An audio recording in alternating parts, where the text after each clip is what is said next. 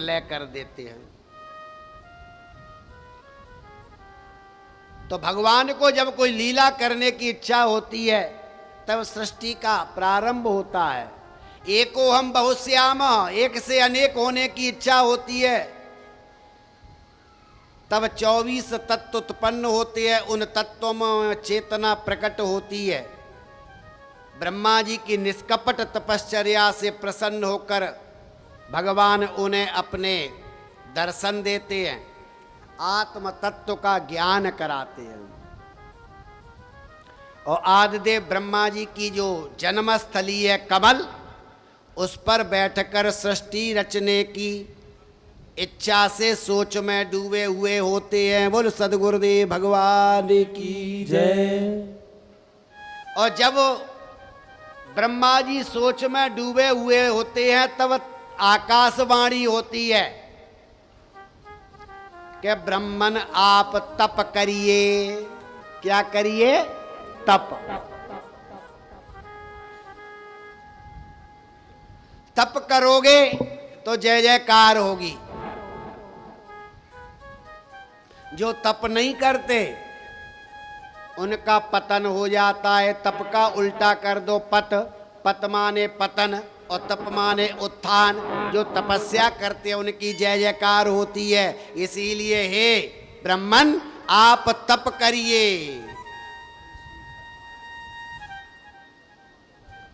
और भगवान ने उपदेश दिया कि जगत में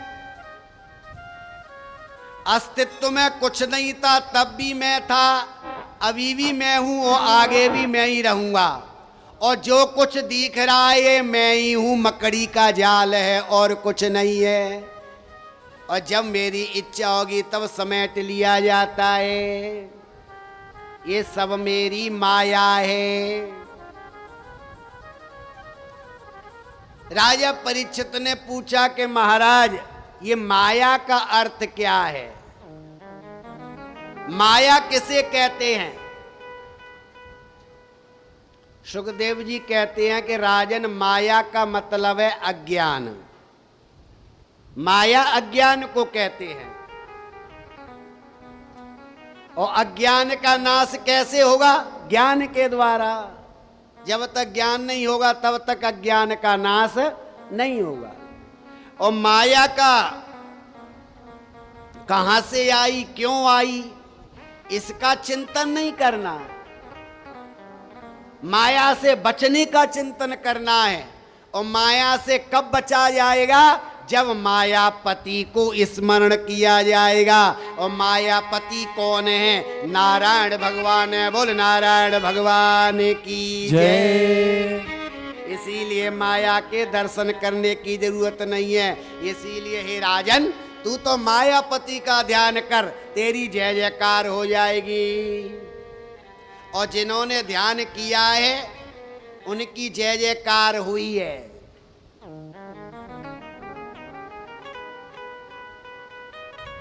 हुई है कि नहीं? दुर्योधन की मेवा त्यागी।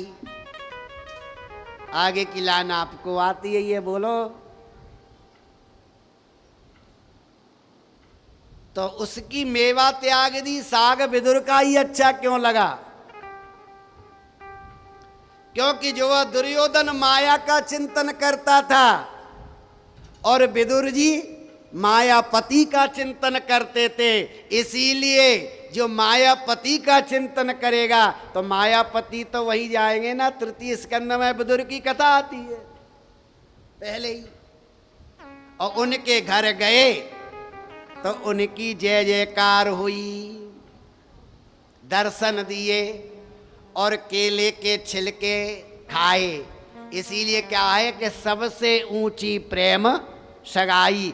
दुर्योधन की मेवा त्यागी, साग विदुरगर खाई।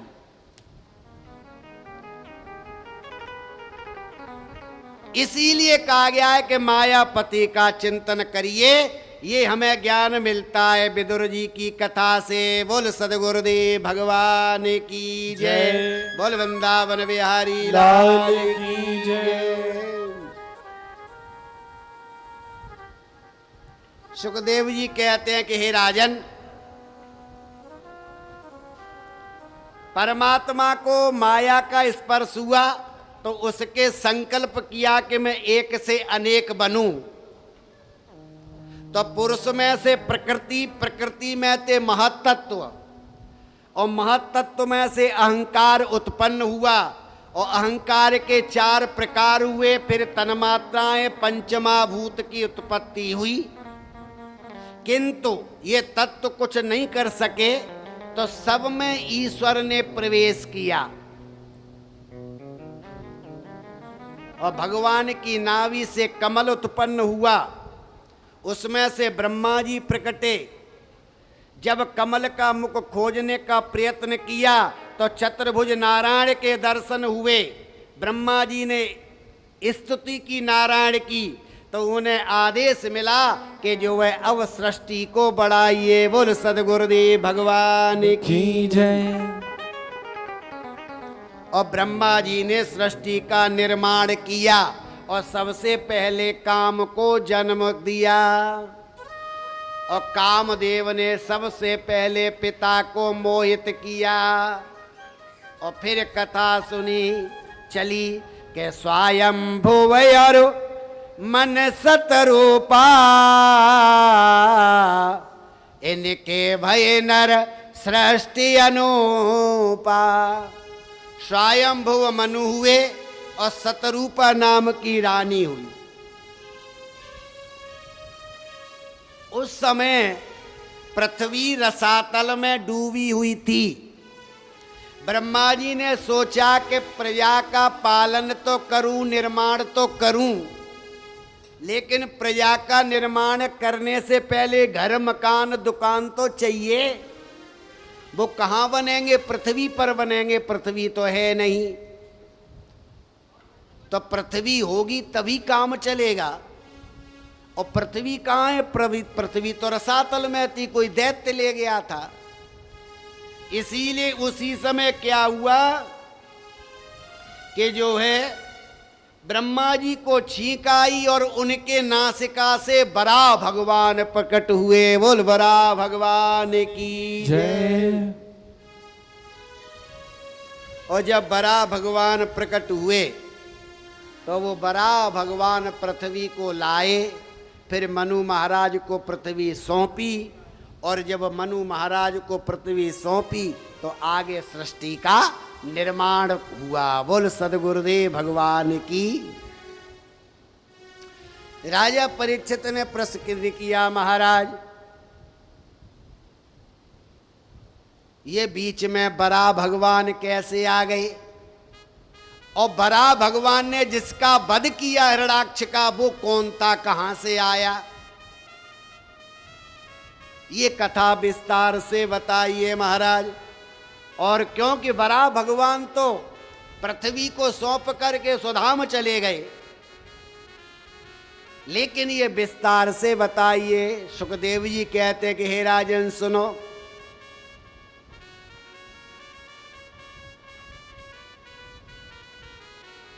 दिति कश्यप ऋषि की पत्नी है। एक दिन की बात है, दिति 16 श्रृंगार करके अपने पति के पास काम सुख की जिज्ञासा लेकर के जाती है, लेकिन अनुकूल समय न होने के कारण ऋषि के द्वारा अपमानित होती है, लेकिन फिर भी नहीं मानती। त्रियाहट के कारण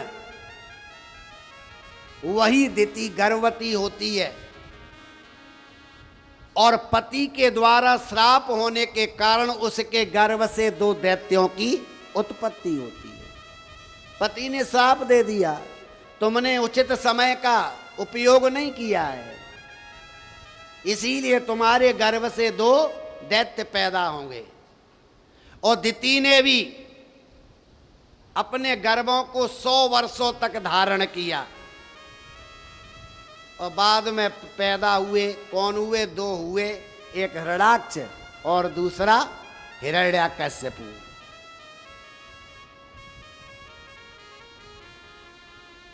हिरण्याक्ष हिरण्यकश्यप हुए।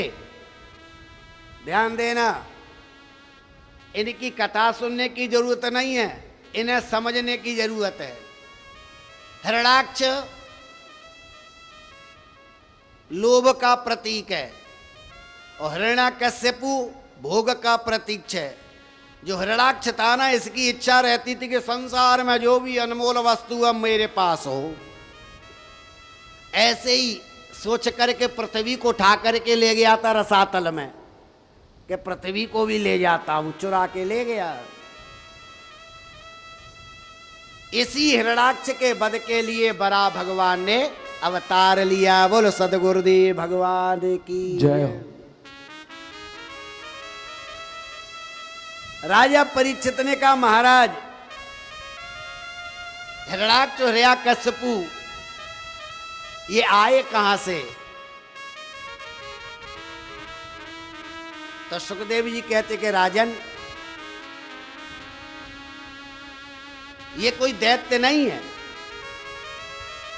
ये भगवान के बैकुंठ में रहने वाले दो द्वारपाल हैं, जिनका नाम है जय और विजय।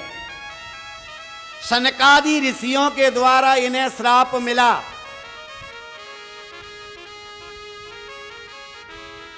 क्योंकि इन्होंने कुछ ऐसा व्यवहार किया, ऋषियों के साथ उन्होंने श्राप दे दिया कि जाओ तुम दैत्य बन जाओ, और 3 जन्मों तक दैत्य बनने का श्राप दिया। तो यही हिरण्याक्ष हिरण्यकश्यपु बने, यही रावण कुंभकर्ण बने, और यही द्वापर में शिशुपाल और दंतवक्त्र बने। तो इसी हिरण्याक्ष का वध भगवान बड़ा भगवान ने किया।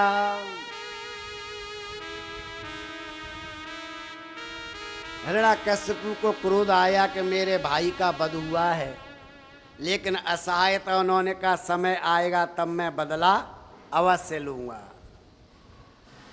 क्योंकि बिना समय के कुछ भी अच्छा नहीं होता। वो तपस्या करने के लिए गया, उसे तपस्या करने दो, हम और आगे बढ़ते हैं। बोल वृंदावन बिहारी लाल की।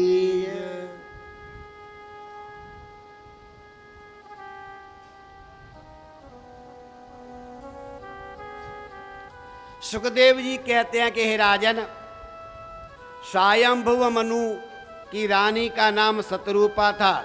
मनु महाराज के 2 पुत्र, एक का नाम प्रियव्रत और दूसरे का उत्तानपाद।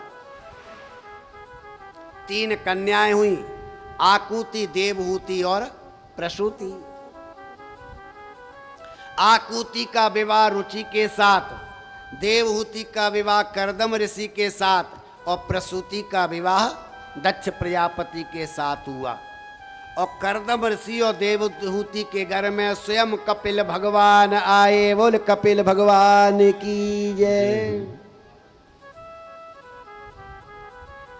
सुखदेव जी प्रश्न करते हैं कि महाराज,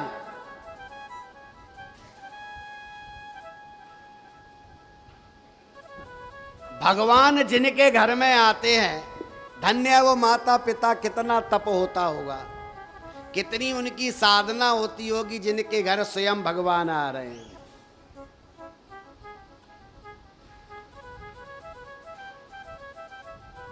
साधना की भी कोई सीमा होगी, लेकिन वहां तो सारी सीमाओं का उल्लंघन हो गया। इतनी जो है साधना की होगी तब न परमात्मा आते हैं।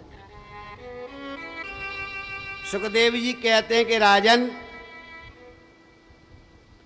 कर्दम ऋषि सारा दिन तपस्या करते हैं, उनके तप से भगवान प्रसन्न हुए और वरदान मांगने को कहा। तो कर्दम ऋषि ने कहा, महाराज अपनी भक्ति दे दो, और तो क्या लेना देना है। भगवान ने आश्वासन दिया कि नहीं, अभी तुम्हें भक्ति करने की जरूरत नहीं, अभी तो विवाह करने की जरूरत है। ब्रह्मा जी ने विवाह होने का जो है कहा। कर्दम ऋषि ने कहा, महाराज इस उम्र में कौन कन्या देगा? उन्होंने कहा सब व्यवस्थाएं होंगी। आपने कहीं जाना नहीं है, केवल इंतजार करना है। मनु महाराज आएंगे, अपनी कन्या को सौंपेंगे और तुम उन्हें स्वीकार कर लेना। बोल सदगुरुदेव भगवान की जय। कर्दम ऋषि जितेंद्रिय हैं, निरपेक्ष हैं, निरासक्त हैं, कोई अपेक्षाएं नहीं है संसार से भी, लेकिन सूक्ष्म वासना को नष्ट करने के लिए उन्होंने विवाह किया। मनु महाराज आए और अपनी कन्या देवहूति को सौंपा, कन्यादान किया गया और कन्यादान करने के बाद विवाह हुआ। और विवाह होने के बाद मनु महाराज अपने घर चले गए और कन्यादान करने के बाद महाराज जो राजकुमारी देवहूति थी वो जो है कर्दम ऋषि के साथ रहने लगी। उन्होंने राजसी वस्त्रों का त्याग किया।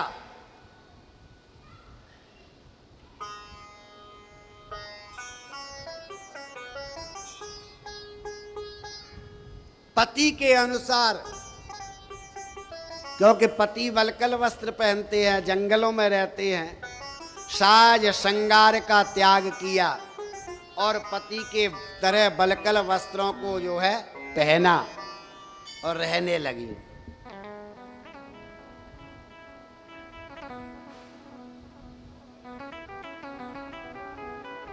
अचानक कर्दम ऋषि की समाधि लगती है,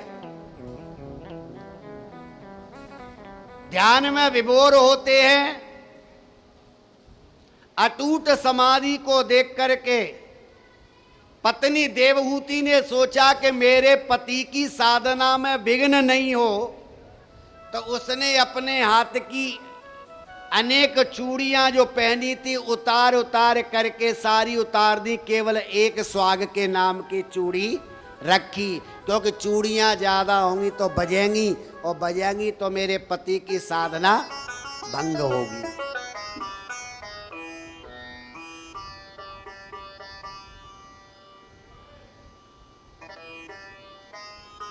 अनेक वर्ष बीत गए।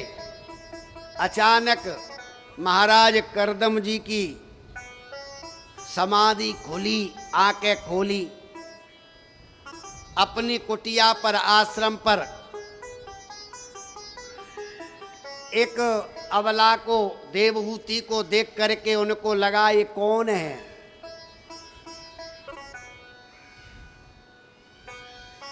भूल गए कि ये मेरी पत्नी है, भूल गए कि इस कन्या का पिता मुझे कन्यादान देने आया है।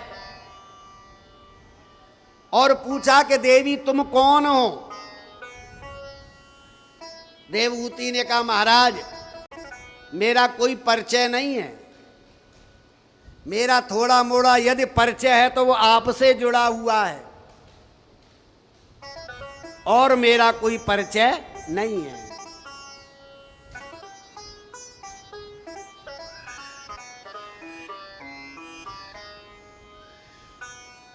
समझ में आया, कर्दम ऋषि को पश्चाताप हुआ कि मैंने इस कन्या के साथ अच्छा नहीं किया, अन्याय किया है। उन्होंने कहा देवी वरदान मांगो, क्या मांगना चाहती हो। उन्होंने कहा महाराज कुछ नहीं चाहिए, मेरे जीवन में आप जैसे पति हैं और मुझे क्या अपेक्षा है, और मुझे कुछ अपेक्षा नहीं है।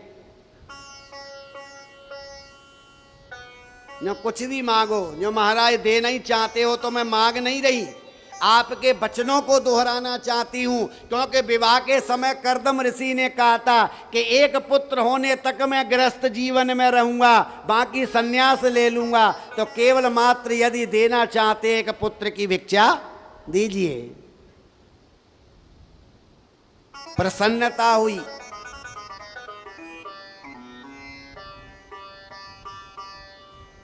प्रसन्नता हुई और कर्दम ऋषि ने सरस्वती नदी में स्नान करने के लिए भेजा। और जब स्नान करने के लिए भेजा, डुबकी लगाई,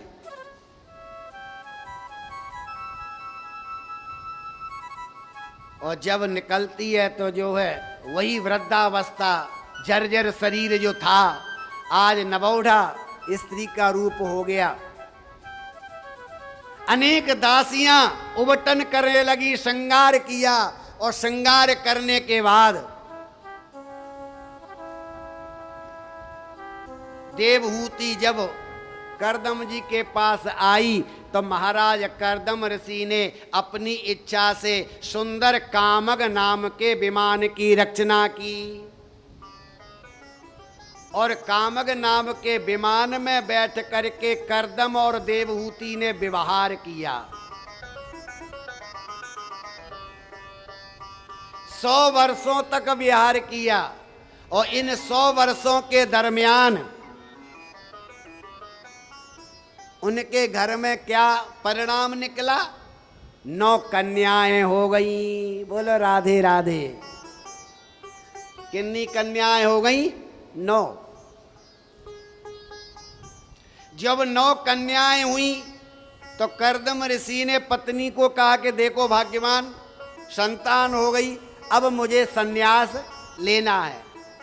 उन्होंने कहा महाराज शौक से लो, लेकिन अभी आपका संकल्प पूरा नहीं हुआ, क्योंकि आपने को एक पुत्र होने तक का संकल्प लिया था। ये तो कन्या है, और कन्याओं की तो चिंताएं बहुत होती हैं, ब्याह की, शादी की, पढ़ाई की।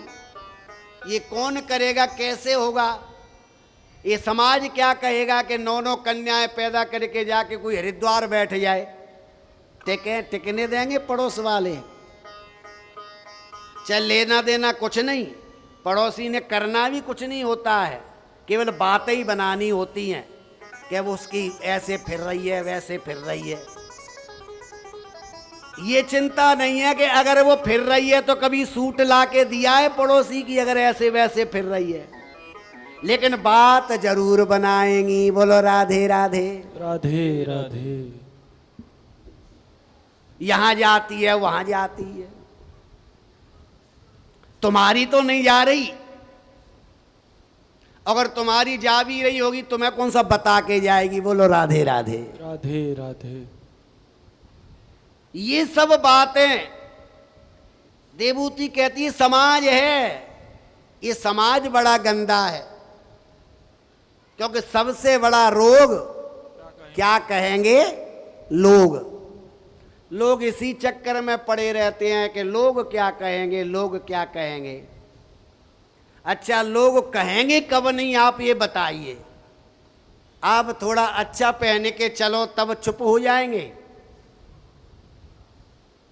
तब भी चुप नहीं होंगे। कहां से आ रहा है रोज नया सूट? और 2 दिन मत पहन के निकलो, गंदा पहन के निकलो, तब टिकने देंगे? तब भी नहीं टिकने देंगे। इतनी कमाई है, मैडम लगी हैं, तब भी ऐसा सड़ा सा सूट पाके आई है। किसी भी परिस्थिति में ये समाज जीने नहीं देगा। इसीलिए आज देवहूति आज के समाज को याद करके कह रही है कि महाराज ये लोग क्या कहेंगे कि 9 कन्याओं को पैदा करके हरिद्वार जा रहे हो। इनकी व्यवस्था करिए या शादी करिए, या जो है एक भाई तो हो 9 कन्याओं का। करदम देवहूति ने विकार का त्याग किया। उन्होंने कई वर्षों तक परमात्मा की आराधना की, और साक्षात गर्भ में नारायण उनके यहाँ आए। बोल सदगुरुदेव भगवान की जय। करदम और देवहूति की भगवान को पाने की आतुरता बढ़ती गई। उनका जीवन श्रेष्ठ था तो भगवान ने आने का सोचा, और आज उनका गृहस्थ आश्रम सफल हुआ और कपिल भगवान आए। बोल कपिल भगवान की जय।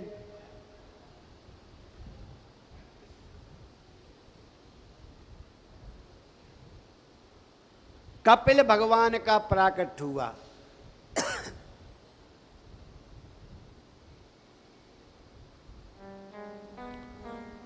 ब्रह्मा जी मिले करदम ऋषि के। उन्होंने कहा महाराज अब जा सकते हो, आप फ्री हो। भाई आ गया है, कोई भाई भी ऐरा गहरा नहीं। करदम ने कहा अब जो है इन कन्याओं की चिंता हो रही है, जो अब भी चिंता हो रही है, अब तुम्हें पता ही नहीं तुम्हारे घर में कौन आया है। चिंता कदापि न कार्य, चिंता करने से कार्य नहीं होता, कार्य तो चिंतन करने से होता है। चिंता नहीं करना चाहिए। और तुरंत ब्रह्मा जी ने 9 ऋषियों को बुलाया और 9 कन्याएं थी, एक एक कन्या दे दी। और जब एक एक कन्या दे दी तो पिताजी के सिर से भार उतर गया, अब कोई चिंता नहीं है। बोले सदगुरुदेव भगवान की जय। कपिल भगवान ने कहा पिताश्री अब आप आजाद हो। कि उन्होंने कहा महाराज आज करदम ऋषि ने पुत्र से दीक्षा ली कि मुझे अब सन्यासी होना है। न शौक से होना चाहिए, सन्यास लेना चाहिए, चौथापन आ गया है और शरीर का धर्म है। लेकिन कपिल भगवान ने अपने पिता को ज्ञान दिया कि सन्यासी तो जाओ बनो, लेकिन सन्यासी कैसे बने।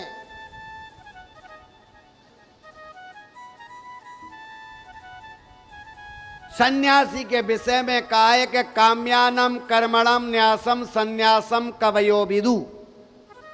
कि पिताजी सन्यासी तो बनिए, लेकिन अपनी कामनाओं को त्याग करके बनिए, इच्छाओं को त्याग करके बनिए। और इच्छाओं के साथ अगर सन्यासी बनोगे तो उस सन्यासी का कोई लाभ नहीं है।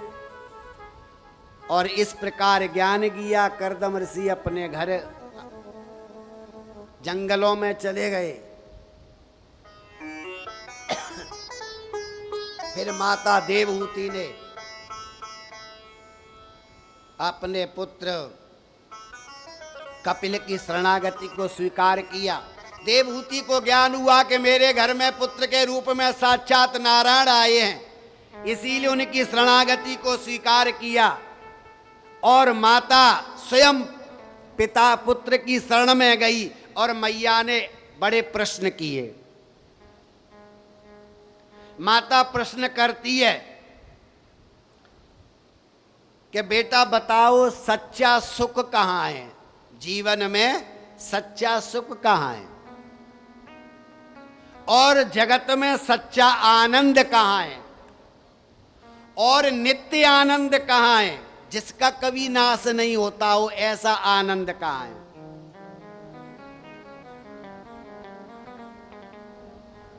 हम कोई प्रिय वस्तु मिल जाए तो आनंद का अनुभव करते हैं कि बड़ा आनंद आया। आपने कोई प्रिय वस्तु खाई जो आपको अच्छी लगती हो, आनंद आया, तो उस समय तो कहा कि आनंद आया, लेकिन क्या वो आनंद हमेशा के लिए स्थिर रहा? वो तो दूसरे दिन दिखाई देगी, तो फिर इच्छा होगी, तो वो टिकाऊ आनंद तो नहीं आया। इसीलिए मैया पूछती है कि बेटा सच्चा सुख कहाँ है, सच्चा आनंद कहाँ है। तब भगवान कहते हैं कि मैया सच्चा आनंद आपको सांसारिक पदार्थों में नहीं मिलेगा, सच्चा आनंद जलेबी इमरती में नहीं मिलेगा, सच्चा आनंद किसी व्यंजन में नहीं मिलेगा।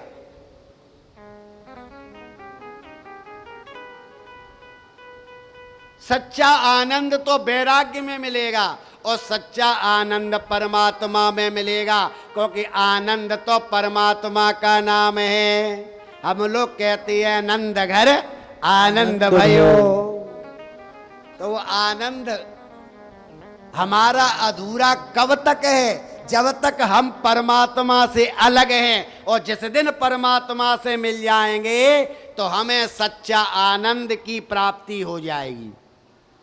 इसीलिए कहते हैं कि हे मैया तू जो है बाहर के पदार्थों में आनंद, सांसारिक पदार्थों की आसक्तियों का नाश नहीं होता।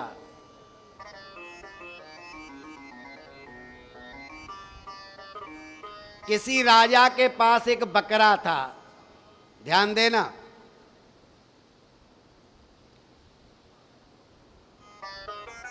राजा ने राज्य में ऐलान कर दिया कि मेरे इस बकरे को जो पेट भर के घास खिला करके लाएगा उसे मैं अपना आधा राज्य दे दूंगा।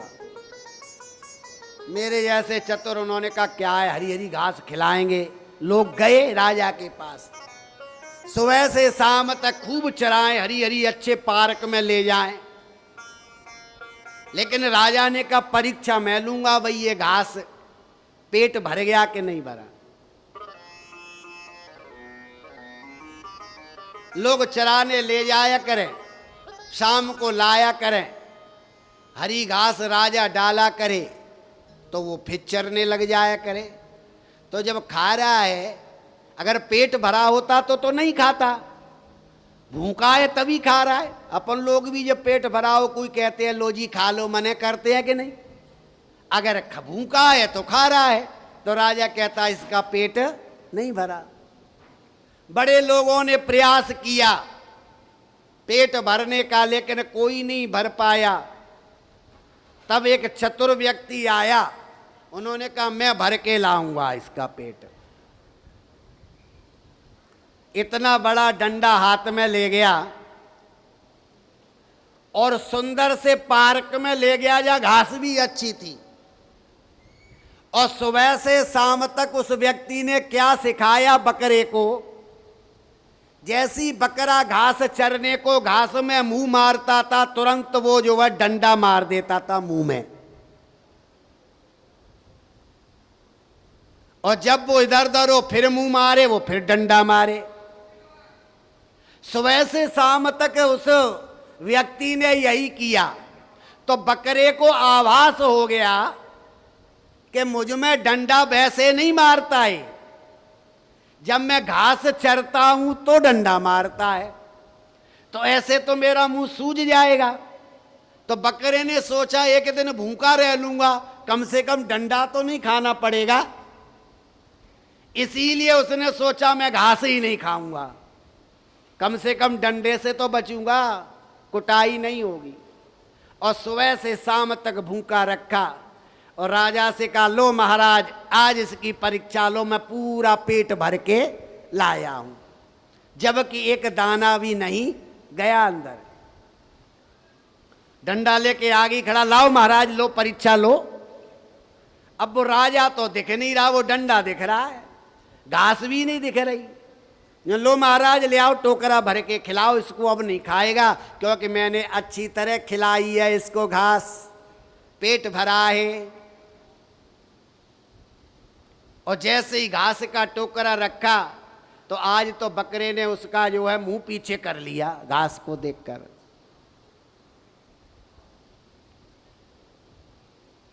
तो ये कथा कोई भागवत में नहीं है, ये कथा भागवत की नहीं होती है। तो ज्ञान के लिए महापुरुष लोग उदाहरण देते हैं। ये बकरा कौन है? हमारा मन ही बकरा है। और जब तक इस मन रूपी बकरे को विवेक रूपी डंडे से नहीं पीटोगे तब तक इसका उद्धार होने वाला नहीं है। बोल सदगुरुदेव भगवान की जय। इसीलिए भगवान कहते हैं हे मैया मन में वैराग्य ला। कैसे? क्योंकि सारा का सारा संसार सोया है, जानिय तवई जीव जग जागा, और जब सब विषय विलास विरागा। जब तक संसार से वैराग्य नहीं आएगा तब तक समझ लो हम सोए हुए हैं। बोल साचे दरबार की जय। इसीलिए मैया ध्यान करो, ध्यान करोगे तो मन की शुद्धि होगी, दान करोगे धन की शुद्धि होगी। इसीलिए मैया ध्यान कर और परमात्मा का सहारा ले। अनेक प्रकार का मैया को ज्ञान दिया और उनकी जो भ्रांतियां थी, जो संशय थे, सबका निवारण हुआ। और अंत तो गत्वा मुक्ति का समय आया तो महाराज कपिल भगवान कलकत्ता के समीप तीर्थ क्षेत्र पर गए, लोग गए भी होंगे गंगा सागर है, सारे तीर्थ बार बार और गंगा सागर, तो वहीं कपिल भगवान का मंदिर बना है, देवहूति का भी है, वहीं मुक्ति हुई और वही मैया का भगवान ने उद्धार किया। बोल कपिल भगवान की जय, बोल वृंदावन बिहारी लाल की जय। आइए हम लोग भी भगवान का सहारा लेकर के मुक्ति का साधन जुटाएं और इस कथा के श्रवण करने का जो फल है अपने अपने पितरों को निमित्त करें, है कि नहीं? प्रेम से करिए। आज इमरती का प्रसाद मिलने वाला है और भंडारा भी है, आपको यहीं जो है बैठ करके भंडारा खिलाया जाएगा।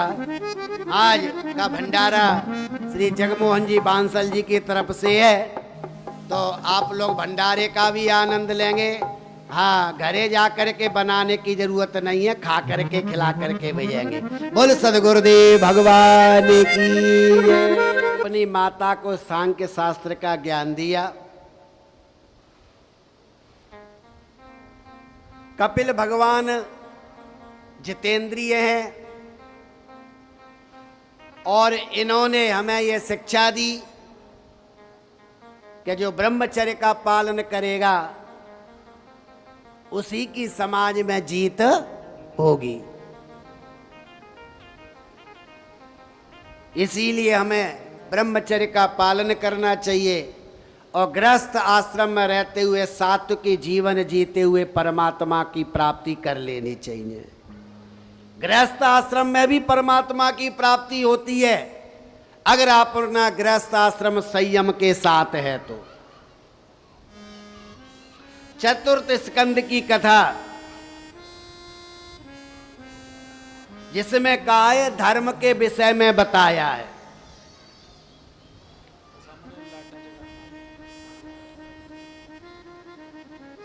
धर्म अर्थ काम मोक्ष, और सबकी इच्छा होती है कि हमें मोक्ष मिल जाए, लेकिन मोक्ष का मिलने का एक रूल है। अगर आप सीढ़ी बाई सीढ़ी जा रहे हो तो मोक्ष मिलेगा। पहले क्या आता है? धर्म, बाद में मोक्ष और बीच में अर्थ और काम आता है। इसीलिए हमें धर्म के अनुसार चलना चाहिए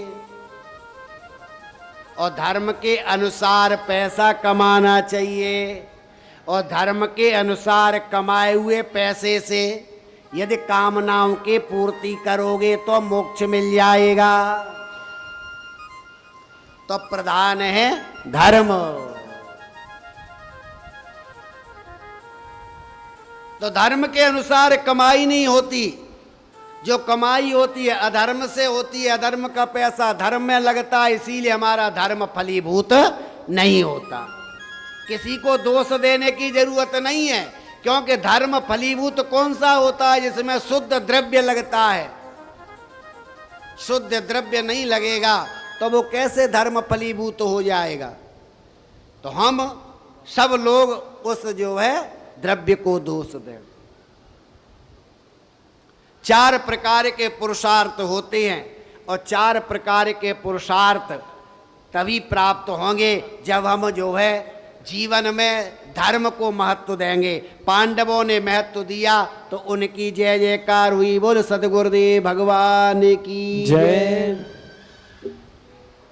सत्कर्म तभी सफल फलीभूत होता है जब सत्कर्म में भाव शुद्ध हो। भावना में भाव नहीं तो भावना बेकार है, और भावना में भाव है तो भव से बेड़ा पार है। अगर भाव शुद्ध नहीं है, वही सत्कर्म आपका दिखावा के लिए है या किसी से द्वेष भावना को लेकर है, तो ऐसा सत्कर्म कभी फलीभूत नहीं होगा। आप मन से करिए, कम करिए, केवल मात्र परमात्मा के लिए करिए, पड़ोसी के लिए मत करिए, तो छोटा सा किया हुआ कार्य भी महान बन जाएगा।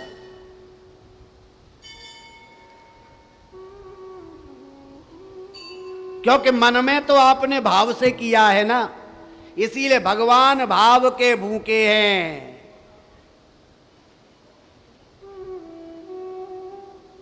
भाव का भूखा हूं मैं, भाव ही बस सार है, और भाव से मुझको भजे तो उसका बेड़ा पार है। तो भगवान तो भाव के भूखे हैं, इसीलिए भाव के साथ करिए। सुखदेव जी कहते हे राजन, मनु भगवान क्या 3 कन्याएं हुई, एक आकूति, देवहूति और प्रसूति। देवहूति का विवाह जो है करदम के साथ हुआ, जिन्हें क्या 9 कन्याएं हुई थी। उन 9 कन्याओं का विवाह 9 ऋषियों के साथ हुआ। प्रसूति का विवाह दक्ष प्रजापति के साथ हुआ। यह सब कथा सुनी। और हे राजन, अत्रि और उनकी पत्नी अनुसुईया के यहाँ दत्तात्रेय, दुर्वासा और चंद्रमा नाम के 3 पुत्र हुए, जो अनुक्रम से विष्णु और शंकर और ब्रह्मा से उत्पन्न थे। बोल वृंदावन बिहारी लाल की जय। राजा परीक्षित ने कहा, महाराज कथा तो पहले भी सुनी, जब जब सुनी परमात्मा एक रूप में आए। ये तो पहली कथा हो रही है कि तीनों ही आ गए। भगवान तो आए, राम रूप में भी आए तो अकेले ही आए, ब्रह्मा और शिव जी को तो नहीं लाए। लेकिन इन्होंने ऐसी कौन सी विशेष पूजा की कि इनके घर में तीनों ही चले आए। उन्होंने कहा, हे राजन, कारणम विना कार्यस्य उत्पत्ति न भवति। कारण तो कोई ना कोई होता है ना, कोई कार्य बनने के लिए। सुखदेव जी कहते हैं कि हे राजन, इन श्रेष्ठ देवों ने अत्रि मुनि के यहां क्यों आगमन किया, तो समझिए अत्रि किसको कहते हैं। अत्रि का अर्थ है जो तीनों गुणों से परे हो, सत रज तम से परे हो, उसके अत्रि कहा जाता है। और जो इन तीनों गुणों से परे है, उसके घर परमात्मा आ जाए तो कोई बड़ी बात नहीं है, क्योंकि हम इन तीनों गुणों से घिरे हैं और अत्रि जी इन तीनों गुणों से परे हैं। तो उनके घर में आ जाए तो क्या बात है। माता अनुसुईया पतिव्रता नारी है, जग जाहिर है। एक बार भगवान ने सोचा कि मेरी जगत प्रसिद्धि है कि जन अभिमानन राखूं काहू, मैं किसी के अहंकार को नहीं रहने देता। लेकिन भगवान को आभास हुआ कि अहंकार तो हमारे घर में ही बैठा है, हमारे घर में अहंकार है, हमारी पत्नियों के अंदर अहंकार है। तो लोग क्या कहेंगे। अगर मैं कहीं चला गया जैतो मंडी, तो लोग कहेंगे पहले अपने घर का अहंकार दूर कर आओ, हमारा बाद में करना। इसीलिए जैतो मंडी वालों का मुंह बंद करने के लिए भगवान ने लीला की कि पहले मैं अपने घर वालों का अहंकार दूर करूं। और कुछ करने का सोचा, और जब भगवान कुछ करने का सोचते हैं तो भगवान प्रेरणा देते हैं। भगवान अपने मन को प्रेरणा देते हैं। भगवान का मन कौन है। नारद जी। नारद जी स्वयं कुछ नहीं करते। नारद जी को भगवान से अलग मत समझिए। नारद जी भगवान का मन है, भगवान जो चाहते हैं वो करते हैं। हाँ, बदनामी मिल जाती है नारद जी को, हैं? अगर कोई जैतो मंडी में ऐसा बंदा हो तो उसका नाम क्या रख दे, पक्का नारद है कि नहीं। जो चुगली करता है शुद्ध हिंदी भाषा में। लेकिन ध्यान देना, नारद जी केवल सुलगाना नहीं जानते, भुजाना भी जानते हैं। आज का जो ऐसा होगा वो तो केवल सुलगाना जानता है। नारद जी पे तो सब उपाय हैं, वो जलाते हैं तो बुझाते भी हैं। तो नारद जी को मत जो है उनकी लाइन में लगाइए। जिनकी लाइन में हम लगाते हैं। नारद जी तो शुद्ध हैं, नारद जी कुछ नहीं है, नारद जी भगवान का मन है। तो अगर नारद जी को आप कुछ कह रहे हो तो नारद जी को नहीं, भगवान को कह रहे हो। और भगवान की प्रेरणा हुई, नारद जी ने लीला की और तीनों देवियों के अहंकार को दूर करने के लिए ब्रह्मलोक, शिवलोक और जो है कैलाश पर्वत पर गई और जाकर के तीनों देवियों के अहंकार को दूर करने के लिए माता अनुसुईया के पातिव्रत धर्म के विषय में बताया और कहा, बैकुंठ में जाकर के लक्ष्मी को, महाराज लक्ष्मी जी किससे मुलाकात हुई, लक्ष्मी जी से कहा नारद ने कि मैया, ए लक्ष्मी मैया, बड़ी गर्मी लग रही है। यहाँ बैकुंठ में गर्मी, बैकुंठ में तो गर्मी होती नहीं, यहाँ तो समय के अनुसार शीतल मंद सुगंध समीर चलती रहती, हवा चलती रहती है। चलती होगी पर पहले जैसी बात नहीं रही, एसी खराब हो गया होगा आपका, पहले जैसा नहीं है। उतनी हवा नहीं लग रही जितनी मैं हवा लेकर के आया हूं। कहां से लेकर के आयो? माता अनुसुईया के आश्रम से। कौन है? ये तो उनसे पूछ लेना, उन्हें भी पता है कौन है, लेकिन वहां बड़ा अच्छा है, शांति है। पार्वती को, ब्रह्माणी को, सबको जो है नारद जी ने भ्रमित किया। तीनों देवियां गुस्से में और पति का आने का इंतजार कर रही हैं। और जैसे ही तीनों देवता अपने अपने घर में गए और तीनों देवियों के हाव भाव को देख करके लगा कि हालात सही नहीं है, और तीनों देवियों ने एक ही प्रश्न किया कि ये अनुसुईया कौन है, ये अनुसुईया कौन है? देवताओं ने कहा हमें क्या पता कौन है, जग में अनेक नाम हैं। कि नहीं, हमने बहुत चर्चे सुनी हैं, लोग कहते हैं कि जो है ये तो बहुत बड़ी पतिव्रता नारी है, और इतनी ख्याति अगर है तो इतनी ख्याति अच्छी नहीं है जो हमसे ज्यादा भी ख्याति हो रही है। इतनी प्रसिद्धि अच्छी नहीं है, हमें इतनी प्रसिद्धि नहीं चाहिए। जाओ इस प्रसिद्धि को कम करो, इनकी प्रसिद्धि को कम किया जाए। और तीनों देवता देखो क्या सोच है। उन तीनों देवियों ने ये नहीं सोचा कि हम ऐसा कोई उद्यम करें कि हमारी प्रसिद्धि बढ़े। उन्होंने दूसरे का माड़ा सोचा कि इनकी प्रसिद्धि को कम कैसे किया जाए। इसीलिए तीनों देवता घर गए, घर से निकले और तीनों देवता मिले, माता अनुसुईया के आश्रम पर गए। और माता अनुसुईया के आश्रम पर जाकर के दरवाजा खटखटाया, संत का बाना पहना, संतों को देख करके भिक्षा पात्र लेकर के माता अनुसुईया आई। और जैसे ही भिक्षा को लेने के लिए कहा और संतों ने भिक्षा के लिए इनकार किया कि देवी हम इस भिक्षा को स्वीकार नहीं करेंगे।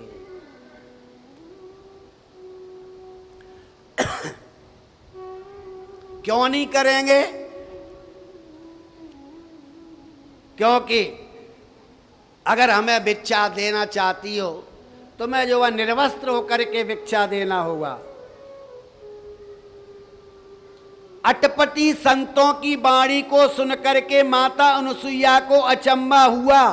ये कैसे संत हो सकते हैं जो एक अबला नारी को कह रहे हैं कि निर्वस्त्र होकर के भिक्षा दो? ये कोई संत नहीं है। अंदर जाती है, पतिव्रता नारी है, हाथ में जल लेती है, पति का ध्यान करती है और कहती है कि जो मेरे दरवाजे पे खड़े हैं इनका असली रूप मेरे सामने आवे।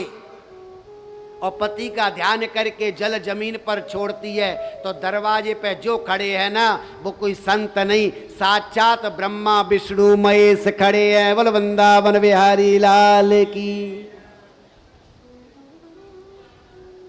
ब्रह्मा विष्णु महेश को देख करके माता अनुसुईया की परीक्षा और तगड़ी हो गई। क्या करूं?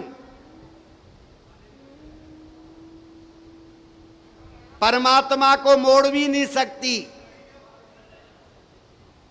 और जिस अवस्था में भिक्षा मांग रही है उस अवस्था में मैं भिक्षा दे भी नहीं सकती। इसीलिए पातिव्रत धर्म में शक्ति थी और तीनों देवताओं के पति के प्रभाव से जब जल का छींटा दिया तो तीनों देवताओं को जो है 5-5 महीने का 6-6 महीने का बालक बनाया और तीनों देवताओं को अंदर ले आई, पलने में बिठाया और पलने में बिठा करके माता अनुसुईया ने अपना स्तनपान कराया। बोल वृंदावन बिहारी लाल की जय। और 6 महीने के बालक को कोई भी माता कपड़ा पहन के दूध पिलाए या कपड़ा उतार के पिलाए, उन बच्चों पे कोई प्रभाव पड़ने वाला नहीं है, क्योंकि वो निर्लीप हैं, निरासक्त हैं, कामना रहित हैं। तो आज माता अनुसुईया ने मांगी हुई भिक्षा को पूरा किया। भगवान संतुष्ट हुए। भगवान तो पहले भी संतुष्ट थे। संतुष्ट उनको करना है जिन्हें शंका थी। पलने में भगवान रह रहे हैं 1 दिन 2 दिन, तीनों देवी देवियों की चिंता बढ़ी कि पति गए थे अभी तक नहीं आए, अंदर बाहर अंदर बाहर। लड़के भेज तो देती हैं, बाद में चिंता भी होती, आए नहीं, 9 बज गए 10 बज गए, फिर फोन खड़खड़ाती हैं, आए नहीं आए नहीं आए नहीं। इसीलिए लड़के मत भेजा करो, चिंता तो तुम्हारी बढ़ती है। बोलो राधे राधे राधे राधे। आज चिंता हुई, घर से निकली, तीनों देवियां इकट्ठी हुई और जब इकट्ठी हुई तो सबका एक ही मतलब था, कहाँ है तुम्हारे, कहाँ है हमारे, कहाँ जो तोर गति सो मोर गति, जो तेरी गति है वही मेरी गति है, जो चलो फिर खोजो। मंत्रणा हो ही रही थी, इतने में नारद जी दिखाई दिए। उन्होंने कहा बोरा नारद, उसी ने बीज बोए हैं, उसी को पता हुआ कहाँ है। नारद जी को आवाज लगाई लेकिन नारद जी नहीं आए, क्योंकि नारद जी जानते हैं अभी इनके पास जाने का समय उचित नहीं है। नारद जी नहीं आए, दूर से ही पूछा,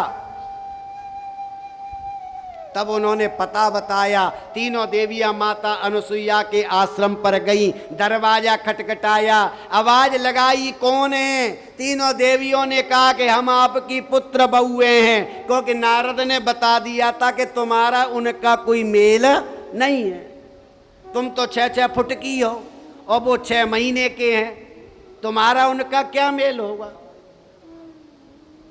पुत्र बहुएं बन करके गई और जब पुत्र बहु ने दरवाजा खोला और तीनों देवियां अंदर आईं और बहुओं का माता ने स्वागत किया और स्वागत करने के बाद आनंद आया।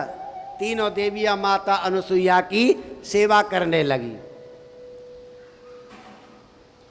तीनों देवियों ने माता अनुसुईया की सेवा की। 1 दिन 2 दिन 4 दिन अंत तो गत्वा, पत्नियों से पति का विरह नहीं रहा गया।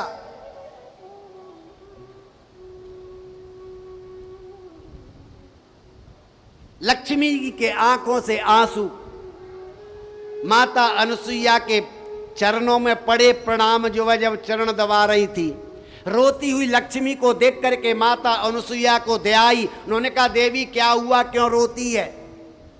तो उन्होंने कहा कोई बात नहीं। तब जो वह दया आई, उन्होंने कहा हमारी परीक्षा समाप्त हो गई, दया करो, हमारे पति हमारे लौटा दो। उन्होंने कहा सामने है, ले लो, तीनों पति चाहिए तुम्हारे, 3 जनियों, एक एक उठा लो। लेकिन कोई चिन्ह तो है नहीं कि शिव जी कौन से हैं, विष्णु जी कौन से हैं, ब्रह्मा जी कौन से हैं, क्योंकि दाढ़ी है नहीं। चिट्टी दाढ़ी हो तो पता लग जाए ये ब्रह्मा जी हैं, सांप बिच्छू हो तो पता लग जाए ये शिव जी है। कैसे पता लगे? अतिशय प्रार्थना करने पर तीनों देवियों ने अपने अपने पतियों के दर्शन किए और तीनों देवियों ने जब दर्शन किए और तीनों देवताओं ने फिर जो है अपनी अपनी पत्नियों के अहंकार को दूर किया। बोल सदगुरुदेव भगवान की जय। बोल वृंदावन बिहारी लाल की जय। और वही तीनों देवता दुर्वासा जी, दत्तात्रेय जी और चंद्रमा नाम के माता अनुसुईया के पुत्र रूप में आए। बोल सदगुरुदेव भगवान की जय। पतिव्रता को कभी कष्ट नहीं हो दोगे, इसीलिए उनके घर में तीनों देवता देवियां आई और आज परमात्मा ने तीनों देवियों के अहंकार को दूर किया। इसीलिए कहा गया है कि द्वेष भावना से किया हुआ कार्य कभी सफल नहीं होता और हमें किसी के प्रति कभी भी द्वेष भावना नहीं रखनी चाहिए। बोल सदगुरुदेव भगवान की जय हो। ऐसी सुंदर दिव्य कथा जो हमारे अंदर की अंतर कलह को मिटाने वाली है, पितरों के कल्याण करने वाली है और हमें आत्मज्ञान देने वाली है और हमारे मन की ग्रंथियों को तोड़ने वाली है। ऐसी परम पवित्र दिव्य कथा श्री पावन धाम के प्रांगण में आप सभी के सहयोग से हो रही है। इसलिए आप लोग प्रयास करिए और रोज आकर इस कथा का आनंद लीजिए। समयानुसार आइए और समय पर विराम करते हुए आरती का आनंद लीजिए, बड़ा आनंद आएगा। और आज की कथा को यहीं विराम देंगे।